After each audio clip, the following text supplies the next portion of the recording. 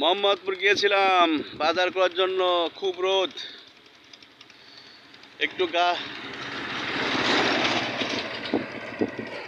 গাছতলায়, তাল গাছতলায় একটু রেস্ট করলাম। সাইকেল চালায় খুব কষ্ট হচ্ছে রোদের ভিতর। বাড়ি যে পানি খাবো, ঠান্ডা পানি। মাঠের চিত্র দেখেন। বৃষ্টি না থাকার কারণে পুরা মাঠ মেশিন দিয়ে পানি সেচ দিয়ে পাট পাট বুনতেছে। মানুষের কত কষ্ট। আল্লাহ পাক যদি একটু চাইতো, একটু 5 মিনিট বৃষ্টি দিত, তাহলে কৃষকের মনটা ভরে যেত। আল্লাহ তুমি রহমত করো, আল্লাহ তুমি রহমত করো, আল্লাহ তুমি রহমত করো।